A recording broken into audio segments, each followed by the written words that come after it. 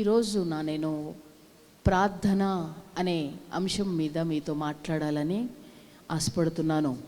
ప్రార్థన అనే అంశం మీద మీతో మాట్లాడాలని ఆశపడుతున్నాను. ప్రార్థన మనమందరం కూడా ప్రతిదినము దేవునికి ప్రార్థన చేస్తూ వస్తున్నాం, ప్రార్థన చేస్తున్నాం. అందరూ కూడా ప్రార్థన చేస్తూ ఉన్నారు. మీలో ఎంతమంది ఈ రోజున లేచిన వెంటనే ప్రార్థన చేశారు? ఒకసారి చేతులు ఎత్తుతారా? చాలా సంతోషం. మీరు చేసిన ప్రార్థన మీ కుటుంబాలకు మీకు దీవెన. అయితే ఈ రోజున ఒక ప్రార్థన చేసేవారికి ప్రార్థన పరులకు ఉండే వ్యత్యాసం నేను మీకు తెలియజేయాలనుకుంటున్నాను.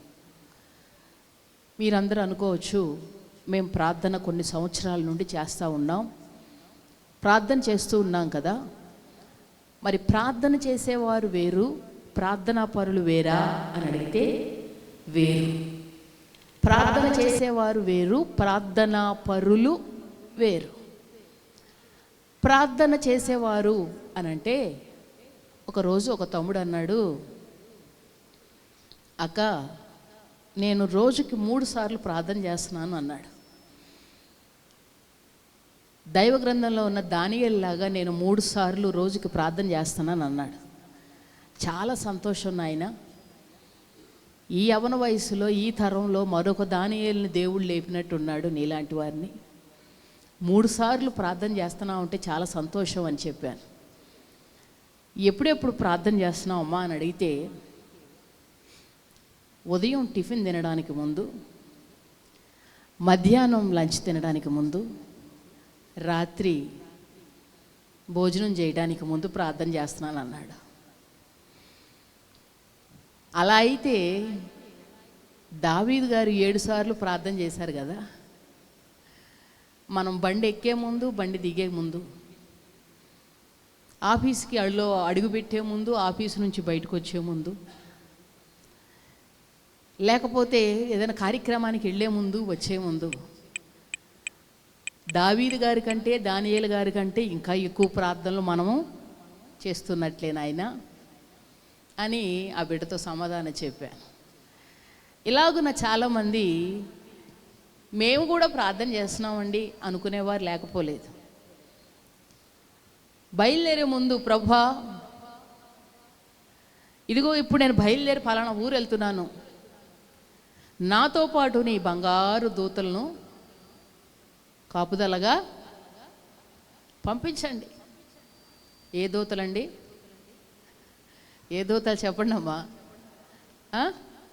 బంగారు దూతలు, మామూలు దూతలు కూడా కాదు, బంగారు దూతలు నాతో కాపుదలుగా ఉంచయ్యా, నా ప్రయాణం అంతలో తోడుగా ఉండయ్యా, క్షేమంగా ఉంచయ్యా అని ప్రార్థన చేస్తాం. ఈ ప్రార్థన ఎవరి కోసం చేశాను చెప్పండి? ఎవరి కోసం చేశాము? మన కోసం. ఉద్యోగం కోసం ప్రార్థన చేస్తున్నాం. ఎవరి కోసం? మీరు చెప్పట్లేదు. మీరందరూ నోరు తెరిచి మాట్లాడితే నాకు సంతోషం, మీకు అర్థమవుతుందని నాకు అర్థమవుతుంది అనమాట. ఉద్యోగం కోసం ప్రార్థన చేస్తాం. ఎవరి కోసం అండి? మన కోసం. పెండ్లి కోసం ప్రార్థన చేస్తాం, మన అవసరత. ప్రమోషన్ రావాలి, మన అవసరత. ఇల్లు కట్టాలి, మన అవసరత. ఆరోగ్యం కావాలి, మన అవసరత. మనం ప్రార్థన చేస్తూ ఉన్నాం, కానీ అన్నీ ఎవరి కోసం చేస్తున్నాం? మన అవసరతల కొరకే, మన కొరకే చేసుకుంటూ ఉన్నాం. ఇది సాధారణంగా అందరూ ప్రార్థన చేస్తున్నాం. అయితే వారిని ప్రార్థన చేసేవారు అంటారు. ప్రార్థనా పరులు అంటే ఎవరు తెలుసా?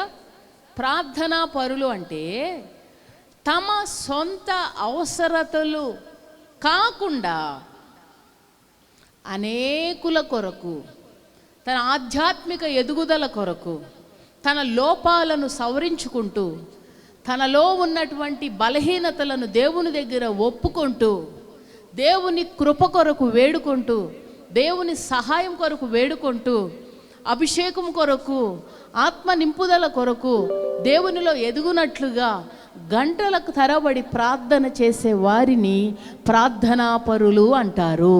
హల్లెలూయా, హల్లెలూయా. ఒక విశ్వాసికి బలం ఏమిటో తెలుసా? మిమ్మల్ని అందరినీ అడిగితే మీరు ఎవరండి అని అంటే మేము విశ్వాసులం అండి అంటాం. మరి ఒక విశ్వాసికి బలం ఏమిటి? ప్రార్థన. ఒక విశ్వాసికి ఆయుధం ఏమిటి? ప్రార్థన. ఒక విశ్వాసికి బలము ప్రార్థన, ఆయుధం కూడా ప్రార్థనే. ఎవరైనా మన మీదకి దాడి చేయడానికి వచ్చినప్పుడు సాధారణంగా మనల్ని మనం కాపాడుకోవడానికి కొన్ని ఆయుధాలు ప్రయోగిస్తూ ఉంటారు. అయితే ఒక విశ్వాసి ప్రయోగించవలసిన ఆయుధం ఏమిటంటే, చెప్పండి అమ్మా, మీ నోటితో చెప్పండి. ప్రార్థన. మరి నీరసంగా ఉన్నారమ్మా, నేను అక్కడ మెసేజ్ చెప్పి వచ్చినాను, మరలా ఇక్కడికి వచ్చి ఆరాధన చేసి నేను గట్టిగా మాట్లాడుతున్నాను, మీరు మెల్ల మాట్లాడు. గట్టిగా చెప్పండి. మనకు అవసరమైనది ఏంటి? కావలసిన ఆయుధం ఏమిటి? ప్రార్థన. ప్రార్థన నీకు ఆయుధంగా మారిపోవాలి.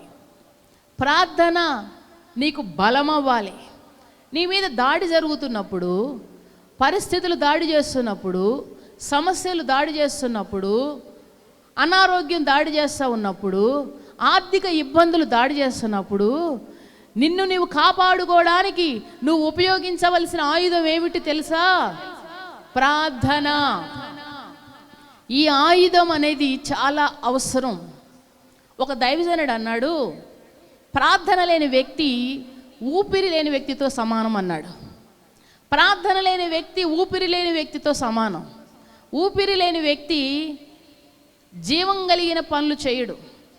ఊపిరి లేని వ్యక్తిలో మొదట అసలు జీవమే ఉండదు, అతను ఏ పనులు చేయలేడు. మరి ఊపిరి లేని వ్యక్తి ద్వారా ఏమైనా కార్యాలు జరుగుతాయా? ఏవైనా పనులు జరుగుతాయా? జరగవు. మరి ప్రార్థన అనేదట ఒక విశ్వాసికి ఊపిరి లాంటిదట. అందుకనే ప్రార్థన లేనటువంటి వారు ఎవరైతే ఉంటారో వారి ద్వారా ఏ కార్యాలు కూడా, చెప్పండి, ఏ కార్యాలు కూడా జరగవు. చాలామందికి ఒక అలవాటు ఉంటుందండి, ఏమనంటే ఫలానా పాస్టర్ గారు బాగా ప్రార్థన చేస్తారంట, బాగా మంచిగా దేవుని కార్యం జరుగుతాయట, ప్రార్థన చేస్తారంట అని చెప్పి పాస్టర్ గారి దగ్గరికి వచ్చి ప్రార్థన, మా తల మీద చేయి పెట్టి ప్రార్థన చేయండి అండి, నేను ప్రార్థన చేయించుకుంటారు. మంచిదే, ఇక్కడ చేయించుకుంటారా? ఫలానా హైదరాబాద్లో ఇంకో దైవజనుడు ఉన్నారట, బాగా వాడబడుతున్నారట, ఆయన ప్రార్థన చేస్తే మంచి జరుగుతుందా, అక్కడికి వెళ్తారు. ఫలానా వరంగల్లో ఒక దైవజనుడు ఉన్నాడట, అక్కడ బాగా ప్రార్థన చేస్తే దేవుని కార్యం జరుగుతుందట అని చెప్పి అక్కడికి వెళ్ళి అక్కడ తల మీద చేయి పెట్టుకుంటారు. ఇంకొక చోటకి వెళ్ళి ఇంకొక చోట, అలా అందరూ చెయ్యి పెట్టి పెట్టి పెట్టి బట్టనెత్తి వస్తుంది, కానీ కార్యాలు మాత్రం జరగట్లే. ఎందుకనంటే నీకు వ్యక్తిగతంగా నీలో ఏమి లేదు, ఊపిరి లేదు. నీకు వ్యక్తిగతంగా ప్రార్థన అనేది లేదు. చాలామందికి వ్యక్తిగతంగా ప్రార్థన ఉండదండి. నేను అనేది సేవకులతో ప్రార్థన చేయించుకోవద్దని కాదు, చేయించుకోవాలి. 20-30 సంవత్సరాలుగా దేవుని మందిరానికి వస్తూ ఉన్నా సేవకులు ప్రార్థన చేస్తారు. ఎవరికి చేయాలి తెలుసా? క్రొత్త వారికి, నూతనంగా వచ్చిన వారికి, బలహీనంగా ఉన్నవారికి. వారికి ప్రార్థన చేసినప్పుడు దేవుడు తప్పక కార్యాలు జరిగిస్తాడు. కానీ 20 కొన్ని సంవత్సరాలుగా దేవుని సన్నిధికి వచ్చినప్పుడు నీ అంతట నీవుగా నువ్వు ప్రార్థన మీద ఆధారపడాలి. ఇంకా మనము చిన్నవారిగా చిన్ని వాటికి కూడా మనము దైవ సేవకుల మీద ఆధారపడాల్సిన పని లేదు. అది చెప్తున్నాను నేను. వ్యక్తిగతంగా మీకంటూ ఒక జీవం ఉండాలని చెప్తున్నాం. మరొక దైవజనుడు అన్నాడు, ప్రార్థనట ఒక పక్షికి 2 రెక్కలు ఉన్నట్లుగా, ఒక విశ్వాసికి ప్రార్థన, వాక్యము అనేవి 2 రెక్కలు లాంటివంట. ప్రార్థన అలాగే అమ్మ చెప్పండి అమ్మా, ప్రార్థన వాక్యము 2 రెక్కలు లాంటివట. చాలామంది ఏం చేస్తారంటే వాక్యాన్ని చదువుతారు కానీ ప్రార్థన మాత్రం చేయరు. వాక్యం చదువుతారు, ప్రార్థన చేయరు. కొంతమంది ప్రార్థన చేస్తారు కానీ వాక్యాన్ని చదవరు. ఇప్పుడు ప్రార్థన చేసి వాక్యం చదవలేదంటే మనకి ఎన్ని రెక్కలు ఉన్నట్లు? ఒక రెక్కతో ఎగిరే పక్షిని ఎవరైనా చూసారా? వాక్యం చదువుతున్నాం, ప్రార్థన చేయట్లా. ప్రార్థన చేస్తున్నాం కానీ వాక్యం చదవట్లా. ఒక పక్షికి 2 రెక్కలు ఎలాంటివో ఒక విశ్వాసికి వాక్యము ఉండాలి, ప్రార్థన కూడా ఉండాలి. వాక్యము ఉండాలి, చెప్పాలి. మీరు చెప్తేనే మీ లోపలికి వెళ్తుంది వాక్యం. మీరు చెప్పాలి. ప్రార్థన ఉండాలి, వాక్యము ఉండాలి. మీరు వాక్యం చదవాలి, ప్రార్థన కూడా చేయాలి. అప్పుడు ఆ పక్షి సునాయాసంగా ఎగిరినట్లుగా మీరు కూడా మీ ఆత్మీయ జీవితంలో, మీ జీవిత విధానంలో మీరు సంతోషంగా జీవించగలుగుతారు. ప్రతి పరిస్థితిని దాటి వెళ్ళగలుగుతారు. హల్లెలూయా. ఇంకొక దైవజనుడు అన్నాడు, ప్రార్థన లేనటువంటి వ్యక్తి ఇంటి పైకప్పు లేనటువంటి, ఇంటితో పైకప్పు లేని ఇల్లు లాంటి వాడట. ఇల్లు అంతా కట్టుకున్నాం, గోడలు కట్టుకున్నాం, ఆ షెల్ఫ్లు కట్టుకున్నాం, అన్నీ కట్టుకున్నాం, పైన మాత్రం స్లాబ్ వేయాల. ఇక ఎలా ఉంటుంది ఆ ఇల్లు? ఎట్లా ఉంటుందండి? సమస్త జీవరాశులు మన ఇంట్లోనే కాపురం చేస్తాయి. మరి కప్పులేని ఇల్లులాగా ఉన్నావా నువ్వు? అన్నీ చేస్తావు కానీ ప్రార్థన లేకపోతే కప్పులేని ఇల్లు లాంటి వారమే కదా. అందుకే కదా అన్నీ వచ్చి మన ఇంట్లోనే పడతా ఉంటాయి, అన్ని సమస్యలు వచ్చి మనకే వస్తున్నాయి. ఎందుకనంటే నీకు కప్పు అనే ప్రార్థన లేదు. నీ ఇంటికి కాపుదలుగా ఉండే కప్పు అనే ప్రార్థన కావాలి. ప్రతి విశ్వాసికి కూడా ప్రార్థన అనేది మనకు దేవునికి మధ్యన ఒక వంతెనను ఏర్పాటు చేస్తుంది. ఈ వంతెనను మనం ఎంత గట్టిగా వేసుకుంటే మనకు అంత గట్టిగా, అంత త్వరగా దేవుని నుండి మనకు సమాధానము వస్తుంది. హల్లెలూయా, హల్లెలూయా. కొంతమంది వంతెన వేసుకోవటం అని అంటే రోజు మాట్లాడుకోవటం, రోజు ప్రార్థన చేసుకోవటం. ప్రాణ స్నేహితులు ఉంటారు, వారు రోజు మాట్లాడుకుంటారు. తిన్నావా, ఉన్నావా, ఎక్కడికి వెళ్తున్నావు, ఏం చేస్తున్నావు, రోజు మాట్లాడుకుంటారు. వారినే ప్రాణ స్నేహితులు అంటాం. రోజు కొంతమంది ఉంటారు, జనవరి 1కు మందిరంలో కనబడతారు, మళ్ళీ ఎప్పుడు, మళ్ళీ జనవరి 1. క్రిస్మస్కి స్తోత్రం అంటారు, మళ్ళా క్రిస్మస్కి. ఇంకొంచెం సానుభూతి ఉందనుకో గుడ్ ఫ్రైడేకి కనబడతారు, మళ్ళీ గుడ్ ఫ్రైడేకి. అప్పుడు స్తోత్రం అంటే దేవుడు అనుకుంటాడు ఆకాశంలో నుండి, ఎవరిదబ్బా ఈ స్వరం, ఎప్పుడో విన్నట్టుంది అనుకుంటాడు దేవుడు. సంవత్సరం క్రితం విన్నట్టుందే మళ్ళీ అనుకుంటాడు.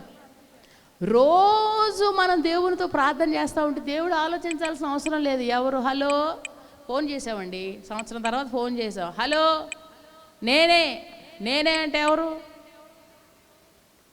అర్థమవుతుందా? సంవత్సరం తర్వాత ఫోన్ చేసి నేనే అంటాం. నేనే అంటే ఎవరు? నిన్నెక్కడో ఎప్పుడో గుర్తురాట్లా. మనకున్న కృపావరాల్లో ప్రాముఖ్యమైన కృపావరం ఏంటి? మతిమరుపు. మర్చిపోతాం,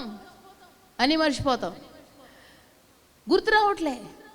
రోజు కలుసుకునే వ్యక్తిని నేనే అని చెప్పాల్సిన పని లేదు. చూడగానే హాయ్ బ్రదర్ అంటాం, హాయ్ అక్క అంటాం, చూడగానే పలకరిస్తాం. నీవు రోజు దేవునితో కనెక్షన్ ఉంటే నీ ప్రార్థన శబ్దం వినగానే దేవుడు నేను ఉన్నానంటాడు. హల్లెలూయా. నువ్వు సంవత్సరానికి ఒకసారి చేస్తా ఉన్నావు అనుకో, ఎక్కడదో స్వరం అనుకుంటాడు దేవుడు. ఎత్తుక్కోవాలి ఎక్కడుంది ఈ లిస్ట్ అని. దేవునితో రోజు మనం ప్రార్థన చేస్తూ ఉండాలి. అటువంటి ప్రార్థనా జీవితం మనం కలిగి ఉంటే, అటువంటి ప్రార్థనా సహవాసం మనం కలిగి ఉంటే, అలాంటి వారి జీవితాలలో దేవుడే జోక్యం చేసుకుంటాడండి. ఎవరు చేసుకుంటారు జోక్యం? దేవుడు. ఇప్పుడు అలాంటి ఒక ప్రార్థనా పరుడు గురించి, ఒక్క వ్యక్తి గురించి మీకు చూపిస్తాను. దానియేలు గ్రంథం 6వ అధ్యాయం 10వ వచనాన్ని చదువుకుందాం. అందరూ కూడా తీయండి, దైవ గ్రంథాలు ఉన్న వారందరూ తీయాలి. దానియేలు గ్రంథము 6వ అధ్యాయము 10వ వచనం.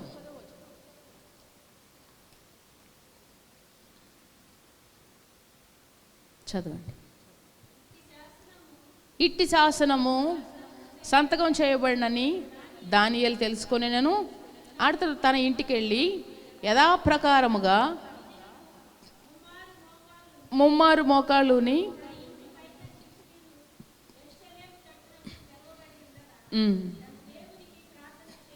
ప్రార్థన చేయించు ఆయన్ను స్తుతించుచు వచ్చెను. చాలు. యథాప్రకారముగా అనుదినము ముమ్మారు మోకాళ్ళుని. మీరందరూ చూసారా వాక్యాన్ని? యథాప్రకారముగా అనుదినము ముమ్మారు మోకాళ్ళుని. యథాప్రకారముగా అనుదినము ముమ్మారు 3 సార్లు ప్రార్థన చేయుచు స్తుతించుచు వచ్చెను. దానియేలు ఒక ప్రార్థనాపరుడు. దానియేలు ఒక ప్రార్థనాపరుడు. ఏమిటి తెలుసా ప్రార్థనాపరులకు ఉండే లక్షణము? ప్రార్థనాపరునికి ఒక సమయం ఉంటుంది, ఒక నిర్దిష్టమైన సమయం ఉంటుంది. ఎప్పుడంటే అప్పుడు అన్నీ అయిపోయిన తర్వాత పడుకునే ముందు, మంచం ఎక్కే ముందు ప్రార్థన చేసేవారు లేకపోలేదు.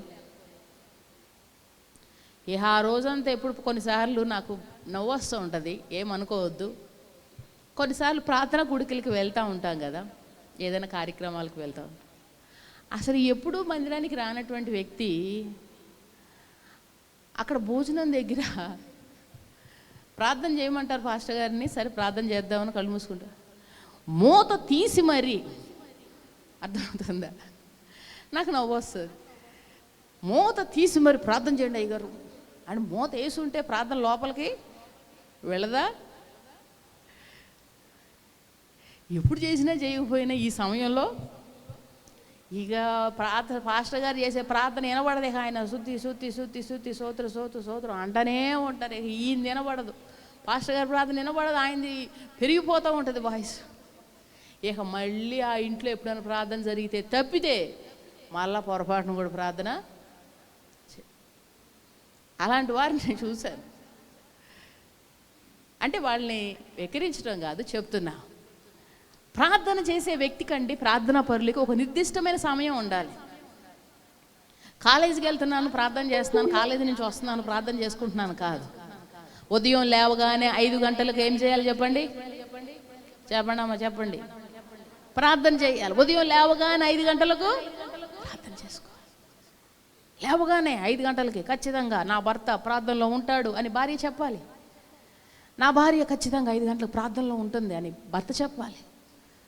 మధ్యాహ్నం అయిందంటే భోజనం చేశాక అమ్మ ఖచ్చితంగా ప్రార్థనలో ఉంటుంది అని పిల్లలకు అర్థం అవ్వాలి. రాత్రి సమయంలో మా అమ్మ మా కోసం ప్రార్థన చేస్తూ ఉంటుంది, సాయంకాలం అయిందంటే ప్రార్థన ఉంటుందని భర్తకు పిల్లలకు అర్థం కావాలి. నేను వెళ్ళేసరికి టీవీ చూస్తూ ఉంటుంది అనుకోకూడదు. ఒక నిర్దిష్టమైన సమయాన్ని మీ ఇంట్లో మీరు ఏర్పాటు చేసుకోవాలి. మీకు అనువైన సమయం పగలు, మధ్యాహ్నం, సాయంత్రం అని కుటుంబంగా అందరం కలిసి చేస్తాం. ఆ కుటుంబ ప్రార్థన దేనికి బలం చెప్పండి? కుటుంబ ప్రార్థన ఎవరికి బలం అండి? కుటుంబంగా మీరు అందరు కలిసి తిన్నారండి, నాకు బలం వస్తుందా? కుటుంబంలో మీ అందరూ బిర్యానీ తిన్నారు, బలం ఎవరికి వస్తుంది? నాకు వస్తుందా, మీకు వస్తుందా? కుటుంబ ప్రార్థన కుటుంబానికి బలం. సంఘమంతా కలిసి చేస్తున్నాం, సంఘ ప్రార్థన సంఘానికి బలం. అందుకని సంఘం కొరకు అందరూ సంఘంలో ప్రార్థన చేయాలి. మీ ప్రార్థన సంఘానికి బలం, సేవకులకు బలం. అప్పుడే వారు బలంగా వాడబడతారు. వ్యక్తిగత ప్రార్థన అంటే ఎవరికి వారంగా చేసే ప్రార్థన, అది వ్యక్తికి బలం. కుటుంబ ప్రార్థన చేస్తున్నామండి, చేస్తున్నాము, ఓకే, కుటుంబానికి బలం. అది వ్యక్తిగతంగా నువ్వు పర్సనల్గా నువ్వు తినకపోతే నీకు బలం వస్తుందా? రాదు. వ్యక్తిగత ప్రార్థన ప్రతి వారికి కూడా ఉండాలి. వ్యక్తిగత ప్రార్థన చేయాలి, కుటుంబంగానూ చేయాలి, వ్యక్తిగతంగానూ చేయాలి, సంఘంగానూ కలిసి ప్రార్థన చేయాలి. మనం ఒంటరిగా దేవునితో సమయం గడపాలి. సంఘంలో ఉన్నంత వరకు క్షేమంగా ఉంటావు, కాపుదలుగా ఉంటావు. ఎందుకంటే సంఘ ప్రార్థన ఉంటుంది కనుక. సంఘ ప్రార్థన వల్ల నువ్వు భద్రంగా ఉంటావు. ఒకవేళ ఉద్యోగ రీత్యానో లేదా వ్యాపార రీత్యానో ఏదో కొన్ని కాలేజీలు బట్టో నువ్వు సంఘాన్ని విడిచి వెళ్ళాల్సి వచ్చింది, ఆ సందర్భంలో నీకు సంఘ ప్రార్థన ఉండదు. మరి అప్పుడు నీకు బలం ఎక్కడి నుంచి వస్తుంది? నీ జీవితంలో ఎదురయ్యే పరిస్థితులు ఎలా దాటగలుగుతావు, అపవాది క్రియలు ఎలా లయపరచబడగలుగుతావు అంటే నీకు వ్యక్తిగత ప్రార్థన ఉంటే నీవు వాటన్నిటినీ దాటించగలుగుతావు. హల్లెలూయా. అందుకనే ఎవరికి వారుగా వ్యక్తిగతంగా ప్రార్థన జీవితం కలిగి ఉండాలి. మా అమ్మ చేస్తుంది నా కోసం ప్రార్థన, ఓకే నేను బాగా మంచిగా ఉంటాను అనుకోకూడదు. ఎవరికి వారుగా వ్యక్తిగత ప్రార్థన ఉండాలి, కుటుంబంగా ప్రార్థన ఉండాలి. రెండవదిగా ప్రార్థన చేసేటువంటి వ్యక్తులు, ప్రార్థనా పరులు పాపం చేసేదానికి అవకాశం ఉండదు. అదే అధ్యాయం 4వ వచనం చదవండి. 6వ అధ్యాయం 4వ వచనం చదువుదాం. అందరూ బైబిల్ తీసి చదవండి. అందుక ప్రధానులను అధిపతులను రాజ్యపాలన విషయంలో దానియేలు మీద ఏదైనా ఒక నింద మోపాలని ఉండి తగిన హేతు కనిపెట్టుచుండ్రి గాని దానియేలు నమ్మకస్తుడై ఏ నేరమైనను చేయువాడు కాడు కనుక దానియేలులో తప్పైనను లోపమైనను కనుగొనలేక పోయిరి. దానియేలులో తప్పైన లోపమైన కనుగొనలేకపోయారట. దానియేలు యొక్క అభివృద్ధిని చూసి దానియేలుతో పాటు ఉన్న వారందరూ కూడా రాజుగారి దగ్గర దానియేలుని ఒక దోషిలాగా నిలబెట్టాలనుకుంటున్నారు. దానియేలుని ఒక దోషిలాగా చేయాలి, ఆయనలో ఉన్న బలహీనతలు ఏవైనా తీసుకుని చెప్పాలి అనుకుంటున్నారు. కొన్నిసార్లు అండి మనం అభివృద్ధి చెందుతూ ఉంటే కారణం లేకుండానే గొడవకు వస్తారు. అసూయ పరులు కారణం లేకుండా గొడవకు వస్తారు. కారణం ఉండదు కానీ గొడవకు వస్తారు. ఏదైనా లోపం, ఏదైనా తప్పు కనపడుతుందేమోనని వెతుకుతూ ఉంటారు. దానియేలు యొక్క అభివృద్ధిని చూసి దానియేలులో లోపం కనుక్కోవడానికి, దానియేలులో తప్పుగా వెతుకుతుందేమో, ఆయన చేసే ఉద్యోగంలో ఏదైనా తప్పు దొరుకుతుందేమో, ఆయన చేసేటువంటి మరి మంచి ఉద్యోగంలో ఉన్నాడు కనుక ఆయనకి ఏదైనా ఎక్కడైనా లోపం కనపడుతుందేమో అని వెతుకుతూ ఉన్నారట. కానీ ఏ లోపము కూడా దానియేలులో కనుగొనలేకపోయారు. ఒక ప్రార్థనా పరుడు పాపం చేయడానికి అవకాశాన్ని ఇవ్వడు. హల్లెలూయా. పాపం చేసేవారు ప్రార్థన చేయడానికి అవకాశము ఎవరు? పాపం చేసేవారికి ప్రార్థన చేయాలనిపించదు. ప్రార్థన అనగానే లేచి వెళ్ళిపోతూ ఉంటారు. ప్రార్థన అనగానే లేచి వెళ్ళేవాళ్ళు ఉన్నారా మీ ఇంట్లో? అప్పుడు దాకా ఉంటారండి. అప్పుడు దాకా ఎంతసేపు మాట్లాడుతూనే ఉంటారు. ఎన్ని మాటలు మాట్లాడుతూనే ఉంటారు. తింటారు, కబుర్లు చెప్తారు, అన్నీ చెప్తారు. ప్రార్థన అనగానే హలో అనుకుంటూ వెళ్ళిపోతారు. ఫోన్ రాకపోయినా సరే వెళ్ళిపోతారు. నాకు నిద్ర వస్తుందని ఇంకొకరు వెళ్ళిపోతారు. నాకు రేపు ఆఫీసు టైం అయిపోతుందని ఇంకొకరు, నేను చదువుకోవాలని వీడు వెళ్ళిపోతాడు. ప్రార్థన అనగానే సాతానుగాడి యొక్క ఆయుధం ఏంటి తెలుసా? మనల్ని ఎన్ని పాటలైనా పాడిస్తాడు, ఎంతసేపు అయినా వాక్యాన్ని విననిస్తాడు. ప్రార్థన అనేసరికి మాత్రం పొరపాటును ప్రార్థన చేయనీయుడు. ఎందుకంటే ఆడికి తెలుసు ప్రార్థన చేస్తే అంతా తారుమారు అయిపోద్ది. అందుకని ప్రార్థన చేయకుండా వేయాల్సిన ప్లాన్లన్నీ వేస్తూ ఉంటాడు. అందుకని మీరేం చేయాలి? వాడి ప్లాన్లన్నిటినీ తిరగదాసి ప్రార్థనలో కూర్చొని ప్రార్థన చెయ్యాలి. హల్లెలూయా. ప్రార్థన చేసేవారు పాపం చేయడానికి అవకాశం ఉండదు. ప్రార్థన చేస్తున్నప్పుడు దేవునితో సహవాసం చేస్తూ ఉంటే దేవుని యొక్క గుణగణాలన్నీ ఆ వ్యక్తిలోకి వస్తూ ఉంటాయి. ఆ దేవుని గుణగణాలు ఎప్పుడైతే ఆ వ్యక్తిలోకి వస్తాయో, దేవునిలో ఉన్న మొట్టమొదటి గుణం పరిశుద్ధత. పరిశుద్ధంగా జీవించడానికి దేవుడు ఆ వ్యక్తికి పరిశుద్ధంగా బ్రతకాలని, పరిశుద్ధంగా జీవించాలని, పాపం చేయకూడదని, త్రాగకూడదని, తినకూడదని, త్రాగకూడదని, చూడకూడదని దేవుడు ప్రార్థించేటువంటి వ్యక్తిలో పాపం చేయడానికి అవకాశాన్ని ఇవ్వడు. కొంతమంది మా భర్త మారట్లేదండి, మా భార్య మారట్లేదు అంటారు. నా బిడ్డలు మారట్లేదండి, మాట వింటలేదు, మొండి చేస్తున్నాడు అంటారు. కొన్నిసార్లు కొన్ని పరిస్థితుల్లో కుటుంబ సభ్యులు మార్పు లేనప్పుడు, పాపానికి బానిసలైనప్పుడు వారిని తిడితే, కొడితే ఉపయోగం ఏమీ ఉండదు. కొడితే దెబ్బ తగులుతుంది, తిడితే అనవసరంగా బాధపడతారు. కానీ వారి కొరకు ప్రార్థన చేస్తే వారిలో పాపం ఎడల అసహ్యం వచ్చేటట్లు దేవుడు చేస్తాడు. అర్థమవుతుందా తల్లులారా? మీరు బాధపడటం కాదు, ప్రార్థన చేయండి. ఎవరి గురించైనా, తండ్రులైనా ప్రార్థన చేయండి. సమస్తము పాపానికి విరుగుడు ఏమిటి తెలుసా? ప్రార్థన. మనం ప్రార్థన చేస్తూ ఉంటే దేవుడు వ్యక్తి హృదయాన్ని మారుస్తూ ఉంటాడు. మనసు మారుతుంది. నువ్వు మారవేంటి, నేను మారను అని ఇంకా ఖరాఖండిగా చెప్తాడు. నువ్వు రావేంటి అని చెప్పామనుకో, ఇంకా వస్తాడు మళ్ళీ మందిరానికి.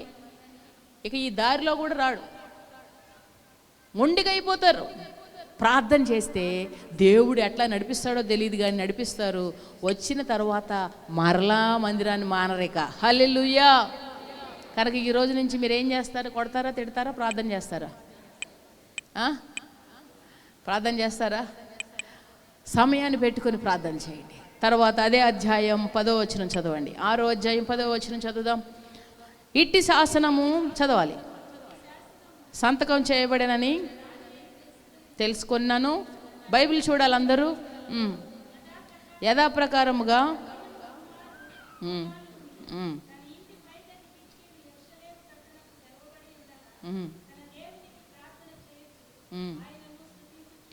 ఆయనను స్తుతించుచూ వచ్చెను. ఇట్టి శాసనము సంతకము చేయబడినని దానియేలు తెలుసుకొనినను. ఏ శాసనం అండి? ఇట్టి శాసనం అంటే అక్కడ ఏం శాసనం రూపొందించబడింది తెలుసా? రాజుగారికి తప్ప ఇంకా ఎవరికైనా దండం పెట్టారా వాళ్ళని తీసుకుని వెళ్ళి సింహాల గుహలో వేస్తామన్నారు. సింహాల గుహలో ఎన్ని సింహాలు ఉంటాయి? చాలా ఉంటాయి సింహాలు. సింహాల పనేమిటి? Ice cream చీకినట్టు చీకుతాయా? సింహాల పనేమిటి? మేము ఎప్పుడు చూడలేదమ్మా సింహాలు ఏం చేస్తాయి మాకు తెలియదు అంటున్నారా? సింహాలు ఏం చేస్తాయి? ఎముకలు పొడి చేస్తాయట. మనం నువ్వులు పొడి చేస్తాం చూడండి మిక్సీలో వేసి, మన బోన్స్ని పొడి చేసి వదిలిపెడతాయి అవి. వాటి ఉద్యోగం అది. ఇప్పుడు ఆ సింహాల బోన్లోకి ఎవరైనా నాకు తప్పితే ఇంకొకళ్ళకి ఎవరైనా దండం పెట్టారా వాళ్ళని తీసుకుని వెళ్ళి గుహలో వేస్తానని రాజుగారు ఆజ్ఞ జారీ చేశారు. సంతకం అందరికి వచ్చేసింది, అందరికి తెలిసిపోయింది. అది తెలిసి కూడా దానియేలు ఏం చేస్తున్నాడు అండి? చెప్పాలి. అది తెలిసి కూడా దానియేలు ఏం చేస్తున్నాడు? ఇంకో 10 నిమిషాల్లో ఇక్కడికి ఎవరో రాబోతున్నారంట, తుపాకీలు పెట్టి పేల్చేస్తారంట మందిరంలో ఉన్నవారిని అని ఏదైనా న్యూస్ వచ్చిందనుకోండి, తలుపులు కాదు కదా కిటికీల్లో సువ్వలు కూడా తీసేసి మరీ పారిపోతారు. అవునా? ఓరు నాయనో ఇదంతా మనకెందుకులే అని భయం. అమ్మో, శాసనం సంతకం చేయబడిందని తెలిసి కూడా ప్రార్థన చేయటువంటి మామూలు విషయమా? చెప్పాలమ్మా. మీరు ఇటు చూడండి, అమ్మ అయ్యగారిని ఎప్పుడు చూడనట్టు చూస్తారు, అటు ఇటు చూడండి. అది మామూలు విషయమా? కాదు కదా. కొంతమంది ప్రతిదానికి భయమే. ఇక్కడ నుంచున్నారు అనుకో, బలి పడింది అమ్మే అని కేకలేస్తే బలికి భయమే. బండి ఎక్కుతాకి బయటకు వచ్చింది, ఈలో పిల్లి వచ్చింది, ఈమె లోపలికి వెళ్ళిపోద్ది, మళ్ళీ రాదు. ఎందుకని? పిల్లి వచ్చిందంట. పిల్లికి భయమే, బల్లికి భయమే, కుక్కకు భయమే, కోతికి భయమే, అన్నిటికీ భయమే. ఒక పాయింట్ పెరిగినా భయమే, ఒక పాయింట్ తగ్గినా. ఖచ్చితంగా టెంపరేచర్ ఎంత ఉండాలమ్మా నర్సు గారు? 98.4 ఉండాలట. ఒక్క పాయింట్ పెరిగింది అనుకో చలి, ఒక పాయింట్ తగ్గింది అనుకో. కరెక్ట్గా ఉంటేనే ఇలా ఉంటాం మనం. ఒక్కటి పెరిగి తగ్గినా మన పని అవుటిక. అర్థమవుతుందండి? చాలామంది చాలా వాటికి భయపడుతూ ఉంటారు. ప్రార్థనా పరుడికి భయం ఉండదండి. అతనికి విరోధంగా ఎన్ని ఆయుధాలు, ఎన్ని ప్రయోగాలు చేస్తున్నా, ఎన్ని మాటలు మాట్లాడుతున్నా, ఎన్ని సమస్యలు రేకెత్తిస్తూ ఉన్నా దేవుని వాక్యం ఏంటి తెలుసా? నీకు విరోధంగా రూపించబడి ఏ ఆయుధము వర్ధిల్లదు. హల్లెలూయా, హల్లెలూయా. కారణం ఏంటంటే ఆ వ్యక్తి ప్రార్థన చేస్తాడు. ఒక ప్రార్థనా పరుడికి వ్యతిరేకంగా రూపొందించబడే ఆయుధము వర్ధిల్లదు, వర్ధిల్లదు. అందుకని భయపడ్డు. శాసనం వచ్చిందా అయినా ఏం పర్వాలా, అదేం చెల్లదు. ఒకవేళ ఏదైనా అయినా నాకేం కాదు అనుకుంటున్నారా? అనుకోని ఆఫ్కోర్స్ ఏం పర్వాలే. తిడుతున్నారా? తిట్టనే, ఏం పర్వాలే. సమస్యలకు కారణంగా ఉన్నారా? పర్వాలేదు. అతను ఎందుకు అంత ధైర్యంగా ఉన్నావు, నీకు భయం లేదా అని అంటే, నేను ఎవరికి ప్రార్థన చేస్తున్నాను? సర్వశక్తి కలిగిన దేవునికి ప్రార్థన చేస్తున్నాను. ఆయనకి తెలియకుండా ఏది జరగదు కదా. సమస్తము దేవుడు సమకూర్చి జరిగిస్తాడని, నాకు విరోధంగా రూపించబడే ఏ ఆయుధం వర్ధిల్లదని విశ్వాసం. అందుకనే ప్రార్థనా పరులు భయపడరంట. హల్లెలూయా. ఒక దైవజనుడు అన్నాడట, నీ ప్రశ్నకు జవాబుకి మధ్య దూరం అడుగున్నారు అన్నాడట. నీ ప్రశ్నకు జవాబుకి మధ్య దూరం ఎంతండి? అడుగున్నారా? అడుగున్నారంటే మన హృదయంలో ఎన్నో ప్రశ్నలు వస్తూ ఉంటాయి. నాకెందుకు ఇట్లా అయింది, నా హస్బెండ్కి ఇట్లా ఎందుకు అయింది, నా బిడ్డకి ఇట్లా ఎందుకు అయింది, నా కూతురికి ఇలా ఎందుకు అయింది, మా ఇంటికే ఎందుకు ఇట్లా అయ్యింది. ప్రశ్న వచ్చిందా మీకు? ఎప్పుడన్నా ప్రశ్నలు వచ్చాయా? ఎన్నో ప్రశ్నలు వస్తాయి. ఆ ప్రశ్నలకి జవాబుకి దూరం అడుగున్నార అన్నాడట.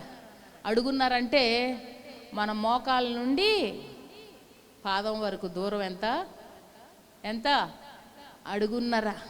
అంటే నీకు వచ్చిన ప్రశ్నకు జవాబు దొరకాలంటే నువ్వు మోకాళ్ళు వంచితే నీకేమొస్తుంది? ఏమొస్తుంది? జవాబు. నిద్రపోతున్న వారు స్తోత్రం గట్టి చెప్దాం, హల్లెలూయా.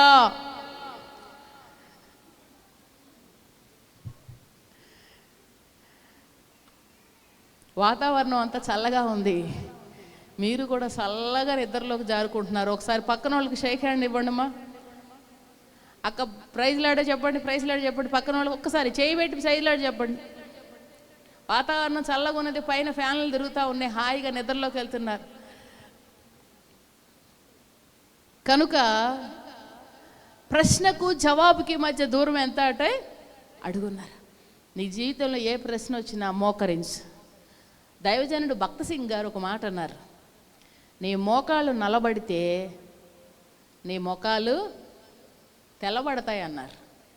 మోకాళ్ళు నల్లబడితే మొఖాలు తెల్లబడటం అంటే మోకాలకి మసి రాసుకోమనా? కాదు, రాసుకునేరు కాక.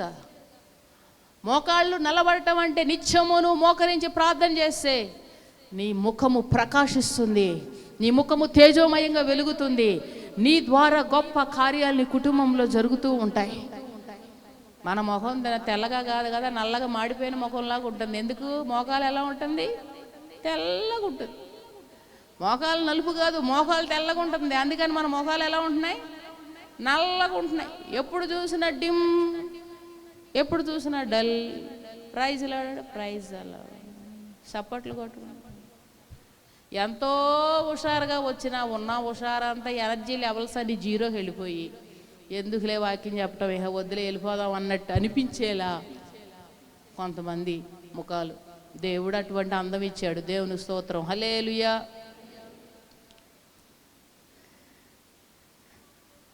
కొంతమంది ముఖాలు చూస్తే నవ్వే వాళ్ళకు కూడా ఏడవాలనిపిస్తుంది. కొంతమందిని చూస్తే ఏడ్చే మొహం కూడా ఆనందం వస్తుంది. ఎప్పుడూ నవ్వుతూ ఉండండి అని చెప్పాడు దేవుడు. ఏదో ఒకసారి నవ్వండి అందరూ. మీరేం పాపం చేయట్లేదమ్మా, మిమ్మల్ని ఏదో మీరు ఆస్తులు రాసి ఇవ్వమంటలే. ఒకసారి నవ్వండి, నవ్వుతూ దేవుని స్తోత్రం చెప్పండి, హల్లెలూయా హల్లెలూయా. మిమ్మల్ని ఏదో చెరసాల్లో తీసుకొచ్చి బంధించి ఇప్పుడు సాక్ష్యం చెప్పండి అన్నట్టుగా ఉన్నది మీకు. మేమేం కొట్టను, అయ్యగారు ఏం కొట్టరు, ఎవరేం అనరు. హ్యాపీగా ఉండండి, సంతోషంగా ఉండండి. ప్రార్థనా పరులు మోకాళ్ళు నల్లబడితే మొఖాలు తెల్లబడతాయి అన్నాడు. ప్రార్థనా పరులు దేనికి భయపడరు. నువ్వు అన్నిటికీ భయపడుతున్నావంటే కారణం ఏంటి? ప్రతిదానికి భయమే. కొంతమంది నడుస్తూ ఉంటారా, వాళ్ళ నీడ చూసి వాళ్ళే భయపడిపోతారు. వాళ్ళ నీడ చూసి వాళ్ళే భయపడతారు. నీడ బారుగా ఉందని ఏమో, ఏంటి ఈ నీడ బారుగా ఉన్నది, భయపడిపోతారు. చెప్పులు వేసుకుని నడుస్తూ ఉంటారు ఒక్కరే, చెప్పుల శబ్దానికి వెనక తిరిగి చూస్తూ ఉంటారు, వెనకాల ఎవరైనా వస్తున్నారేమో అర్థం. వాళ్ళ చెప్పుల సౌండే వాళ్ళు వెనక తిరిగి చూస్తూ ఉంటారు. భయం, నా ఎవరో ఏదైనా చేసేస్తున్నారేమో, మాకు ఎవరన్నా ఇది చేసేస్తున్నారేమో, ఏదో అయిపోతుందేమో, భయం, అన్నిటికీ భయం. నీకు విరోధంగా ఆయుధం రూపించినా నీకు ఏమీ కాదు. ఎప్పుడు తెలుసా? ఎప్పుడు? నువ్వు ప్రార్థన చేస్తున్నప్పుడు, ప్రార్థనా పరుడుగా ఉన్నప్పుడు. నాలుగవదిగా ప్రార్థనా పరులు దేవుని దయ, అందరి దయ పొందుకుంటారు. అదే అధ్యాయంలో 14వ వచనం చదవండి. 6వ అధ్యాయం 14వ వచనం చదువుదాం త్వరగా. రాజు ఈ మాట విని బహుగా వ్యాకులపడి దానియేలును రక్షించాలని తన మనసు దృఢం చేసుకుని సూర్యుడు అస్తమించే వరకు అతడు విడిపించడానికి ప్రయత్నము చేసెను. చాలు. ప్రార్థనా పరుల జీవితాల్లో ప్రార్థనా పరులు దయ పొందుకుంటారు. ఏం పొందుకుంటారండి? దయ్యమా? దయ పొందుకుంటారు. ప్రార్థనా పరులు దయ పొందుకుంటారు. సింహాల గుహలో వేసినది దానియేలే, కానీ రాజుగారే. ఇప్పుడు రాజుగారికి మనసు వస్తుంది ఏమనంటే, అరే దానియేలుని అనవసరంగా సింహాల గుహలో వేసానే, బయటికి తీసుకొచ్చేయాలని రాజుగారు అతను రక్షించాలని మనసులో అనుకుంటున్నాడట. తన మనసంతా రక్షించాలి, ఎలా అయినా దానియేలుని బయటికి తీసుకురావాలని అతను విడిపించడానికి ప్రయత్నం చేస్తా ఉన్నాడట. అంటే దానియేలు మీద అతనికి ఏం కలుగుతుందండి? అతనికి ఏం కలుగుతుంది? దయ కలుగుతుంది. దానియేలు మీద దయ కలుగుతుంది. నీ ఎడల నీ పైనున్న అధికారికి దయ కలగాలంటే నువ్వు ప్రార్థన చేయాలి. కొంతమందికి వారి ఆఫీసులో వారి బాసులు అంటే చాలా భయం, బాస్ అంటే చాలా భయపడిపోతారు, లేదా వారి పైన అధికారి అంటే చాలా భయపడిపోతారు. ఎందుకు భయపడాలి? దేనికి భయపడాలి? అసలు కారణం లేకుండా ఎందుకు భయపడాలి? నువ్వు ప్రతిదానికి భయపడుతున్నావు అంటే నీలో ఏమీ లేదన్నమాట, ప్రార్థన లేదు. నువ్వు ప్రార్థన చేస్తే నీ ఎడల అధికారికి దయ కలిగేలా చేస్తాడు దేవుడు. నిన్ను చూస్తే చాలు సంతకం పెట్టేస్తారు. ఎవరు వెళ్ళినా పెట్టనతను నువ్వు వెళ్ళావంటే నీ ముఖం చూడగానే సంతకం చేసేస్తారు. నువ్వు అడిగావంటే చాలు ఓకే అమ్మా అంటారు. ఎవరికెవరు పర్మిషన్ లీవ్ ఇవ్వరు ఎవరికి. నిన్ను చూస్తే మాత్రం సరే తీసుకో లీవ్ అంటారు. నువ్వు అడిగితే కొంత అమౌంట్ పెంచండి సార్ అని అంటే తప్పకుండా పెంచుతారు. నువ్వేది అడిగినా నువ్వేది చేసినా నీ ఎడల ఒక మంచి మనసు వస్తుంది అన్నమాట. ఎప్పుడు తెలుసా? నువ్వు నీ ఇంటిలో ప్రార్థన చేసుకుని వెళ్ళితే. మనం ప్రార్థన ఏం చేయకుండా వెళ్తాం, మనల్ని చూసి చూడకముందే ముందు బయటకు గెంటే అంటాడు. అవునా? ఇప్పుడు నాకు ఖాళీ లేదు వెళ్ళిపోమని చెప్పు, రేపు రమ్మని చెప్పు అంటారు. ప్రార్థన చేసుకుని వెళ్ళాలి. నువ్వు ప్రార్థన చేసుకుని దానియేలు ప్రార్థనా పరుడు కనుక గుహలో వేయబడినను దానియేలుకు దేవుని దయ కలుగుతుంది, మనుషుల దయ కలుగుతుంది. మనుషులకి అతన్ని చూస్తే అతన్ని తప్పించాలి అనిపిస్తుందంట. లోకంలో ఒక సామెత ఉంటుందండి. ఏమిటా సామెత? కొందరిని చూస్తే కొట్టాలనిపిస్తుందంట, కొందరిని చూస్తే తెలీదా పెట్టాలనిపిస్తుందంట. మరి మనల్ని చూస్తే ఏమనిపిస్తుంది? కొందరిని చూస్తే కొట్టాలనిపిస్తుందంట, కొందరిని చూస్తే పెట్టాలనిపిస్తుందంట. మనల్ని చూస్తే మాట సహాయమైనా చేయాలనిపిస్తుందా? హెల్ప్ చేయాలనిపిస్తుందా? ప్రార్థన చేయాలనిపిస్తుందా? మాట్లాడాలి అనిపిస్తుందా? మనుషుల దయలో నువ్వు వర్ధిల్లాలంటే, అధికారుల దయ పొందుకోవాలంటే నువ్వు ఇంటి దగ్గర ప్రార్థన చేసేవాడుగా ఉండాలి. ప్రార్థన ప్రార్థన ప్రార్థన ప్రార్థన ప్రార్థన ఊపిరి లాంటిది. ప్రార్థన అనేది నీ జీవానికి మూలం. ప్రార్థన అనేది మన ఇంటి పైన ఒక కప్పు లాంటిది. ప్రార్థన అనేది మన జీవితాలకు నిలబెట్టేది. ప్రతి విధమైన భయము నుండి మనలను బయటకు విడిపించేది, ప్రతి విధమైన ఆందోళన నుండి బయటికి విడిపించేది. ప్రార్థన లేకపోతే అన్నిటికీ భయపడిపోతామండి. అన్నిటికీ భయపడిపోతాం, ప్రతిదానికి భయపడిపోతాం. పాస్టర్ గారు అంటూ ఉంటారు అప్పుడప్పుడు, నన్ను ఎంత నిబ్బరంగా ఉంటావు అంటారు. నేను భయపడను. దేనికి భయపడాలి? ఎవరికి భయపడాలి? ఒక్క దేవునికి తప్పితే ఎవరికి భయపడను. ఒక్క దేవునికే భయపడాలి. మనుషులకు భయపడవలసిన పని లేదు. ఎందుకు భయపడాలి? తప్పు చేస్తే భయపడాలి, తప్పు చేయనప్పుడు భయపడాలి. మీకు విషయం తెలుసా? నేను ఏ షాప్కైనా వెళ్తాను సరుకులు తేవడానికి. మీరు అనుకోవచ్చు నేను ఒకదాని నుండి మా పాస్టర్ గారు ఒకలే తీసుకొస్తారు. ఎవ్వరు వెళ్ళరు కదా, నువ్వు వెళ్తావా? వెళ్తా, తీసుకొస్తా. చికెన్ షాప్ మటన్ షాప్ కూడా వెళ్ళి తీసుకొస్తా. పాస్టర్ గారు వాళ్ళు వచ్చారంటే నేను వెళ్ళి తెస్తా. పాస్టర్ గారు కదా ఇంత పెద్ద సంఘానికి మరి షై ఫీలింగ్ ఎందుకు? షై నేనేం చేయరాని కార్యం చేస్తున్నానా? కాదు కదా. నా కుటుంబ అవసరతల నిమిత్తం నేను పని చేసుకోవటం దానికి సిగ్గుపడాల్సిన అవసరం లేదు. తప్పుగా మాట్లాడాలంటే భయపడాలి, ఒక తప్పు చేయాలంటే భయపడాలి, కొట్టాలంటే భయపడాలి, చూడరాని కార్యక్రమాలు చూడాలంటే భయపడాలి, వెళ్ళకూడని స్థలాలకు వెళ్ళాలంటే భయపడాలి. అక్కడికేమో అందరూ నిరభ్యంతరంగా వెళ్తున్నారు, చిన్న చిన్న వాటికి ఎందుకండి భయం? కొంతమందికి సాక్ష్యం చెప్పమంటే మైకు భూకంపం రెక్టర్ స్కేల్ మీద 7.0 వచ్చినట్టు ఊపేస్తూ ఉంటారు మైకిని. కారణం ఏంటి? భయం. సాక్ష్యం చెప్పమంటే భయం, పాట పాడమంటే భయం, వాక్యం చెప్పమంటే ఇక వాక్యం దాకా ఎందుకులే, ప్రార్థన చేయమంటే భయం. ఎందుకు వస్తుంది భయం? దేనికి వస్తుంది భయం? మంచి గుర్తుపెట్టుకోండి చెప్తున్నా, మంచి పని చేయడానికి భయపడొద్దు. మంచి పని చేయడానికి ఎప్పుడు భయపడొద్దు. ఒక మంచి మాట మాట్లాడడానికి దేనికి భయపడొద్దు, దేవునికి భయపడాలి. ఎన్నో సమస్యలు వస్తాయి, ప్రార్థన చేస్తూ ఉంటే దేవుడు అన్నీ పటాపంచులు చేస్తాడు. హల్లెలూయా. నేను దేవునికి అప్పచెప్పా, సైలెంట్ ఉంటా అంతే. ప్రతి విషయం తీసుకుని వెళ్ళి పోస కూర్చున్నట్టు దేవునికి చెప్పేస్తుంటా. అర్ధరాత్రులు లేచి ప్రార్థన చేస్తూ ఉంటా, తెల్లవార్లు ప్రార్థన చేస్తూ ఉంటా, దేవునితో సమయం గడుపుతూ ఉంటాను, ధైర్యంగా ఉంటాను, నిబ్బరంగా ఉంటాను. నా ధైర్యం ఎవరు? దేవుడే. మనుషుల మీద ఆధారపడను, దేవుని మీద ఆధారపడతాను. దేవుని మీద ఆధారపడపోతే ఎప్పుడో గుండె నీరసం వచ్చేసి హార్ట్ అటాక్ వచ్చేసేది, ఎప్పుడో వెళ్ళిపోయేవాళ్ళం కూడా. ఎన్నో సమస్యలు మా మీదకి వచ్చినప్పుడు దేవుని కాళ్ళు పట్టుకుంటాం, దేవుని మీద ఆధారపడతాం, భయపడలేము. దేవా నీవే మాకు దిక్కంటాం. ఆయనతోనే తినటం మానేసి ప్రభు సన్నిధిలో గోజాడతాం. దేవుడు ధైర్యం ఇస్తాడు, మళ్ళా ఒక ముద్ద తింటాం. దేవుడిచ్చే ధైర్యాన్ని బట్టే బ్రతుకుతూ ఉన్నాం. ఈ రోజున దేవుని కృప, దేవుని దయ మనం పొందుకోవాలంటే ప్రియమైన బిడ్డలారా, మీతో ఒక ఆత్మ సంబంధమైన ఒక సహోదరిగా మీతో నేను చెప్తున్నాను, మీరందరూ ప్రార్థనా అనుభవం కలిగి ఉండండి. మీరు వర్ధిల్లుతారు, మీకు దేవుని దయ కలుగుతుంది. మీరు ఎవరికి భయపడొద్దండి. మీ ఇంటి మీదకి ఎన్ని సమస్యలు వచ్చినా, మీ ఇంటి వారి ద్వారా వచ్చినా, బయట ద్వారా వచ్చినా, ఎలా వచ్చినా మీరు ప్రార్థన చేస్తే మనకి విరోధంగా ఆయుధాలు రూపించబడతాయి. అయితే అవన్నీ పనిచేయవు, నిర్మూలన చేస్తాడు దేవుడు. మనం ప్రార్థన చేయకపోతే పని చేస్తాయి. మీరు ప్రార్థన చేసుకోవాలి వ్యక్తిగతంగా. ఒక సమయం పెట్టుకోనండి. పగలు డ్యూటీ ఉందా, రాత్రి పెట్టుకోండి, పగలు పెట్టుకోండి, మధ్యాహ్నం పెట్టుకోండి, సమయం పెట్టుకోండి. త్వరగా తినేసి ప్రార్థన చేసుకోండి, త్వరగా తినేసి ప్రార్థన చేసుకోనండి. ఒక వ్యక్తి అట, ఒక మాస్టర్ గారు, ఆయన స్కూల్లో పనిచేస్తాం, మరి చాలా ఎక్కడో మారుమూల గ్రామం ఆయన డ్యూటీ చేశారు. ఆ గ్రామంలో లాస్ట్ అనమాట. ఆయనకి ప్రార్థన చేసుకునే అలవాటు ఉన్నది. మధ్యాహ్నం సమయంలో భోజనం చేసేసిన తర్వాత ఆయన మిగతా వారందరూ మాటలు చెప్పుకుంటూ ఉంటారు కదా, అవి ఇవి.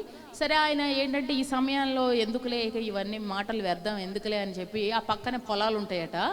ఆ పొలం దగ్గరికి వచ్చి అక్కడ పొలం దగ్గర నిలబడి ప్రార్థన చేసుకుంటూ ఉండేవాడు. ఒక అరగంట సేపట్లో, ఒక అరగంట అట్లా ప్రార్థన చేసుకుని మళ్ళీ టైం కాగానే తన స్కూల్కి వెళ్ళిపోయేవారు. అలా రోజు ఆ గట్టు మీదకి వచ్చి ప్రార్థన చేస్తూ ఉన్నారు. రోజు అలాగే వచ్చి ప్రార్థన చేస్తూ ఉంటే అసలు ఆశ్చర్యం ఏంటంటే ప్రతి సంవత్సరం కూడారట ఆ పొలము విపరీతమైన పంట పండుతుందట, బాగా పంట పండుతుందట. ఇక ఎవరో ఒకరు ఉంటారు కదండి పుల్ల పెట్టేవాళ్ళు. ఒకడు పెట్టారు. ఏమనంటే, అదిగో చూసావా నీ గట్టి మీద ఉండి ఏదో వేద మంత్రాలు చదువుతున్నాడు ఒక ఆయన అన్నాడట.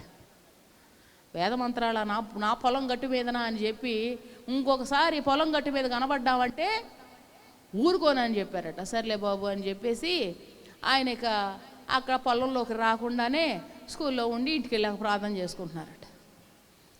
ఆ సంవత్సరం విపరీతమైన వర్షాలు వచ్చి, గాలులు వచ్చి, పెను తుఫాన్లు వచ్చి మొత్తం పంట అంతా కొట్టుకుపోయిందట. మొత్తం పంట అంతా కొట్టుకుపోయింది. పనివారిని అడుగుతారు కదా, ఏంట్రా ఈ సంవత్సరం ఎట్లా అయింది, మనకి ఎప్పుడు పంట బాగానే పండుద్ది కదా, ఈ సంవత్సరం ఏంటి ఎట్లా అయింది అని అంటే, అందులో ఒకడు ఉంటాడు కదా,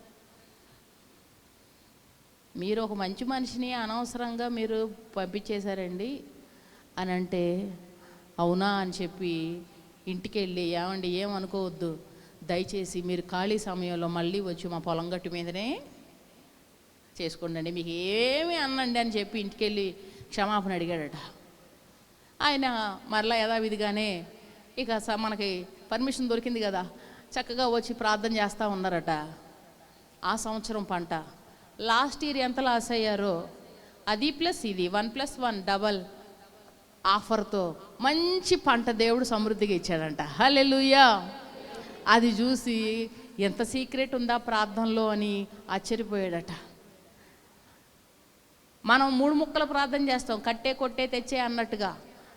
ప్రభా అలా కాదండి, మనస్ఫూర్తిగా ప్రార్థన చేసుకోనండి, మీరు వర్ధిల్లుతారు, మీ ద్వారా గొప్ప కార్యం జరుగుతుంది, మీ ఇంట్లో మీ బిడ్డలు వర్ధిల్లుతారు, మీ కుటుంబాలు దీవించబడతాయి, మీకున్న ప్రతి సమస్యను తొలగించబడుతుంది.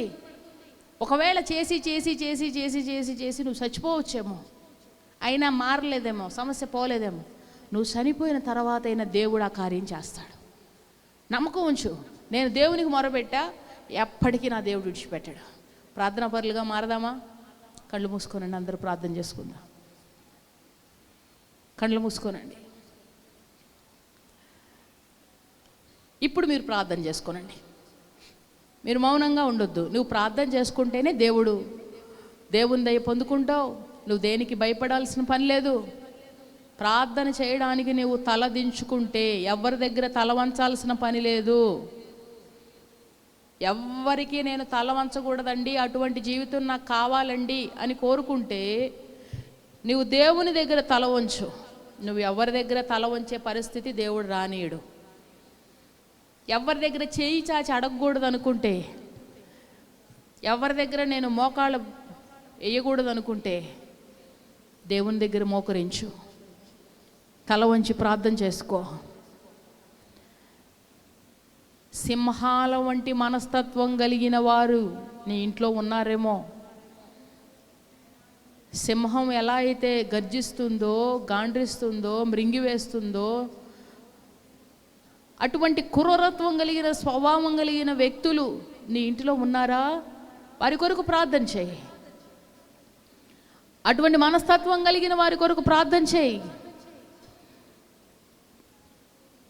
వారిని కూడా, వారి మధ్యలో కూడా నిన్ను సజీవంగా నిలబెట్టుతుంది నీ ప్రార్థన.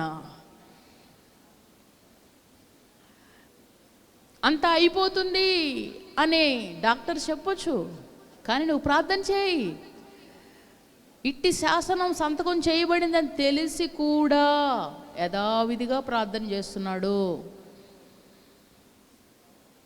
గుహలోకి వెళ్ళినా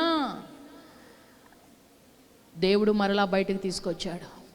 నీ ప్రార్థన నీ కుటుంబానికి క్షేమం, నీ ప్రార్థన నీ కుటుంబానికి కాపుదల, నీ ప్రార్థన నీ బిడలకు దీవెన, నీ ప్రార్థనే నీ అభివృద్ధికి కారణం. అన్ని పనులు చేస్తావు.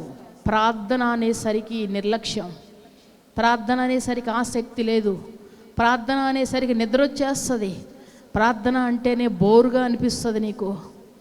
ఈరోజు మొదలుకొని నీవు ఒక ప్రార్థనా పరుడు కావాలి. ఈరోజు మొదలుకొని మీరు ఒక ప్రార్థనా పరుడు కావాలి. అట్టి కృప నాకు దయచే ప్రభువా అని ఒక నిమిషం నోరు తెరిచి ప్రార్థన చేసుకుందాం. మహోన్నతుడా, మహాగణుడా, సర్వాధికారి, సర్వశక్తిమంతుడా, నీ బలమైన కార్యములకు వందనాలు, స్తోత్రాలు చెల్లిస్తున్నాం. ఈ ఉదయకాలం మీరు మాతో మాట్లాడిన నీ మాటలను బట్టి వందనాలు ప్రభువా. నమ్మదగిన దేవుడవయ్యా, ఆకాశమందు నీవు తప్ప మాకెవరున్నారు ప్రభువా. ఏ సమస్య వచ్చినా, ఏ ఇబ్బంది వచ్చినా, కష్టాలు, శ్రమలు, ఇబ్బందుల కొరకే కాదు, మా అనుదిన జీవితంలో ప్రార్థనే మాకు ఊపిరయ్యా. మారని వారు ఉన్నారు, పాపం చేసేవారు ఉన్నారు, సింహం లాంటి మనసు కలిగిన వారు ఉన్నారు, దౌర్జన్యంగా వ్యవహరించేవారు ఉన్నారు, అన్యాయంగా నిష్కారణంగా మీదకొచ్చేవారు ఉన్నారు. ప్రతి విషయాన్ని నీ చేతుల్లో పెడుతున్నాం ప్రభా. మాకు మీరే సహాయం చేయాలి, మాకు మీరే దిక్కు, మాకు మీరే ఆధారం తండ్రి, మాకు మీరే తోడు నీడ నాయనా.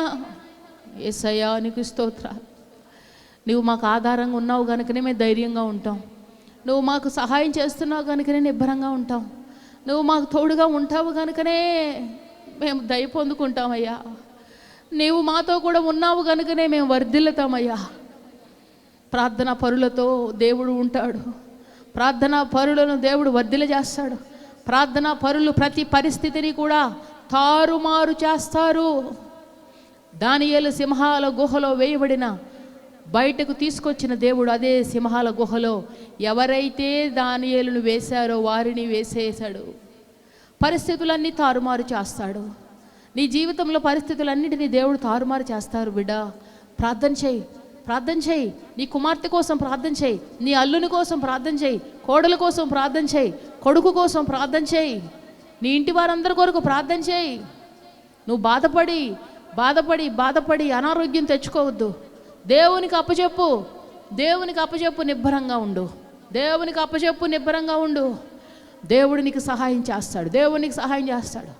ప్రతి దినము ఉదయ మధ్యాహ్న సాయంకాలములు దేవుని సన్నిధిలో సమయం గడపండి. దేవుని సన్నిధిలో సమయం గడపండి. వాక్యాన్ని చదవండి, ప్రార్థన చేయండి. ఈ మనకు రెండు రెక్కల్లాంటివి. ఈ 2 రెక్కలతో మనం ప్రతి పరిస్థితిని దాటగలుగుతాం, సునాయాసంగా ఎగరగలుగుతాం. లేకపోతే భయం వచ్చేస్తుంది, ఆందోళన వచ్చేస్తుంది, టెన్షన్ వచ్చేస్తుంది. మనకేం చేయాలో అర్థం కాదు. చేయకూడని పనులు చేస్తాం, వెళ్ళకూడని స్థలాలకు వెళ్తాం, మాట్లాడకూడని మాటలు మాట్లాడతాం. ఈరోజు నా దేవుడు నీ జీవితం అట్టి కార్యం చేయనట్లుగా అటు బలమైన కార్యాన్ని ప్రభు ప్రతి బిడ్డ జీవితంలో మీరు జరిగించండి నాయన. మా బిడ్డలందరూ గొప్ప ప్రార్థనా పరులు కావాలయ్యా. సంఘం కొరకు ప్రార్థించేవారుగా ఉండాలి, కుటుంబాల కొరకు ప్రార్థించేవారు ఉండాలి, వ్యక్తిగతంగా ప్రార్థన చేసుకునే వారిగా ఉండాలి ప్రభువా. ఎల్లప్పుడూ ఒకరి మీద ఆధారపడకుండా ప్రార్థన ఆత్మను ప్రతి వారి మీద కుమ్మరించండి. ప్రార్థన ఆత్మను ప్రతి వారి మీద కుమ్మరించండి. ప్రార్థన ఆత్మను ప్రతి వారి మీద కుమ్మరించండి. మా బిడ్డలందరినీ వారి పెదవులు తెరిస్తే ప్రార్థన, నోరు తెరిస్తే ప్రార్థన రావాలి. వ్యర్థమైన అనవసరమైనటువంటి విషయాల్లో జోక్యం చేసుకోకుండా ఎల్లప్పుడూ సమయం దొరికిన కొలది నిన్ను స్తుతిస్తూ ప్రార్థన చేస్తూ గణపరుస్తూ వారి జీవితంలో ముందుకు వెళ్ళడానికి సహాయం దయచేయండి. అట్టి కృప మా అందరికీ అనుగ్రహించి నడిపించి మహిమ పొందమని యేసు పరిశుద్ధ నామాన అడిగి వేడుకొనుచున్నాము తండ్రి. ఆమేన్. హల్లెలూయా. ఈ సమయంలో మనం అందరం కూడా కానుక సమర్పణ చేస్తాం.